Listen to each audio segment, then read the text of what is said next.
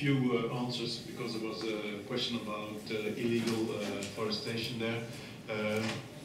I think, and also the question about the wind farms relating to special bird directives and so on and so forth. I think scientifically we have a lot of knowledge what we can answer to illegal deforestation and so on and so forth. But it's all about, I think, the translation. How can you translate what the problem is to the audience that is listening?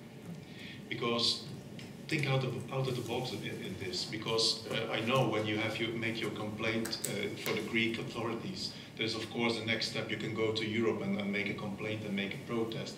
But also think, because there are very, very interesting, good examples where NGOs started to have a Facebook protest, because a lot of people have now an iPhone and so on and so forth. So think out of the box how to make your protest, how to protest on things. If you look into the wind farm problems, if I compare it to my country, with of course the Flanders region where I live in, is of course completely different, because we are densely populated, of course, and we are now reaching the boundaries of open space. So, but also in my country they are making wind plans, and we are of course having a lot of discussions, because the last places where they can put their wind farms is often in nature areas. But I think we need to discuss a lot of these things, because I think also from the scientific point of view there is a lot of improvement to come. And so my key word is translation, and I want to end up with, because I think it was, let's say, 2007, there was the first European conference on business and biodiversity in Portugal, in Lisbon. And it was organized by the EU, and I was there on the plenary, and I was there together with the CEO of Chiquita Bananas, and he was the CEO for Europe there. And we came back to Europe from Lisbon, and we were on the same plane.